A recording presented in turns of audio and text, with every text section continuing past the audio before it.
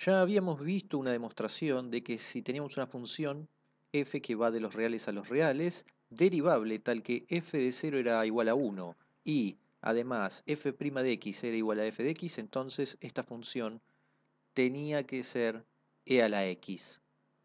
Ahora vamos a ver otra demostración que usa las series de Taylor. Así que para ver la demostración, primero una observación, que es que si nosotros tenemos que f' de x es igual a f de x, esto en el fondo implica que fk, la késima derivada, también es igual a f de x. De hecho, uno puede derivar esto de ambos lados, todo lo que uno quiera. Cualquier orden de derivada es igual a cualquier otro orden de derivada. En particular, f de x va a estar en c infinito, es decir, tiene derivadas continuas de cualquier orden. Esto es lo que nos va a permitir, es una de las condiciones para tener una serie de Taylor. La sumatoria desde k igual 0 a infinito de ck por xk. Ahora, ¿qué nos asegura que la serie vaya a converger? Eso tiene que ser un análisis aparte, usando el teorema de Taylor sobre el resto. Nosotros estamos suponiendo que tenemos una serie de Taylor centrada en x igual a 0, que queremos ver que converja a la función f de x. Por lo tanto, nosotros tenemos que tomar un polinomio de Taylor que va a tener un orden n, tf es con todos los términos, la serie, y cuando n tienda a infinito queremos que tengamos el f de x. Entonces, esto también va a estar centrado en x igual 0, el polinomio de Taylor, y entonces lo que hay que hacer es acotar el resto. Rn de x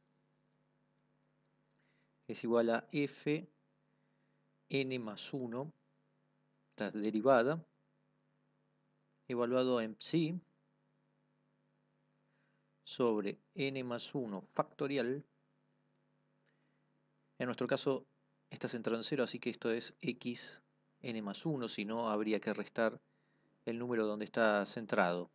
De hecho, escribámoslo de forma general, x menos a, ahora centrado en a, n más 1, y el psi está entre x y a. En nuestro caso vamos a acotar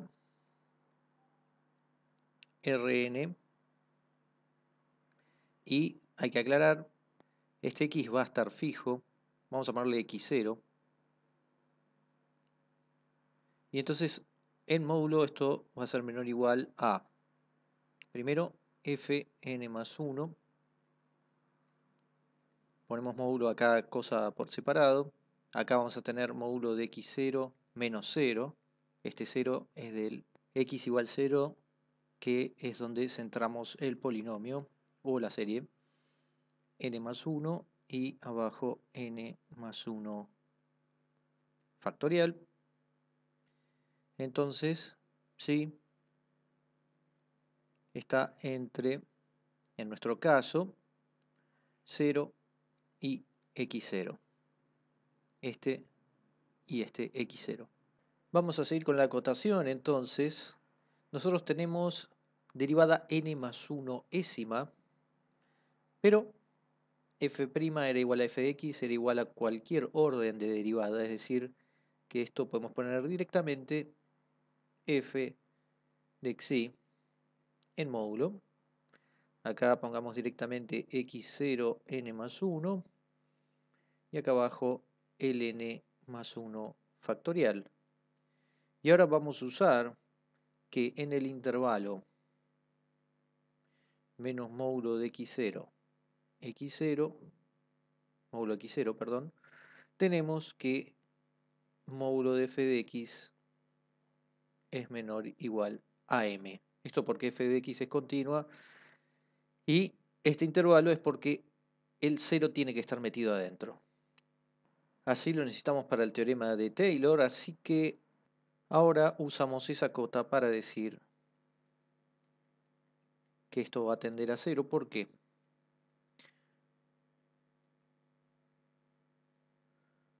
Bueno, porque tenemos n más 1 factorial en el denominador y esto le gana a lo que tenemos arriba, que es constante elevado a una potencia. Esto tiende a 0 cuando n tiende a infinito. Así que esto es la justificación de que la f de x que tenemos con esta propiedad va a converger su serie de Taylor. Pero todavía no llegamos a quién es la f, así que lo primero que anotamos es entonces f de x va a ser igual a tf de x, ya que hay una convergencia. Entonces la función va a ser igual a su serie de Taylor. Ahora, la derivada va a ser la serie desde k igual 0 infinito de k más 1 ck más 1 xk. Esto sería directamente derivar esto que tenemos acá como si fuera término a término, y es lo que nos queda. Por supuesto que estamos bajo las condiciones que nos permiten hacer esto con una serie de potencias. No cualquier sucesión de funciones, por decirlo de alguna forma, va a cumplir esto. Ahora usamos hipótesis. F' de x es igual a f de x, es decir que estas dos cosas son iguales, y por lo tanto esto obliga a que ck tenga que ser igual a k más 1, ck más 1, y si despejamos ck más 1, el ck es igual, el ck más 1, perdón, es igual a ck sobre k más 1. Una observación que no dije antes es que acá estamos empezando desde k igual 0, es decir, al derivar nos deshicimos del primer término, el que tiene x igual, k igual 0, es decir, el término constante, y lo que hacemos es empezar desde el segundo, pero poniendo k igual 0. Por eso es que acá tenemos todo k más 1. Es decir, tenemos las dos series empezando desde el mismo k. Ahora observemos que C0, el término constante, es f en 0. Es f evaluado en donde tenemos centrado el polinomio o la serie. ¿Y esto qué significa? Significa que el término general ck es igual a f0 sobre k factorial. Entonces, de la misma forma que uno puede obtener el C0 a partir de evaluar en 0, por ejemplo, uno puede obtener esto a partir de esto que tenemos acá, ya que esto es una recurrencia donde ck depende de ck más 1 y este k más 1.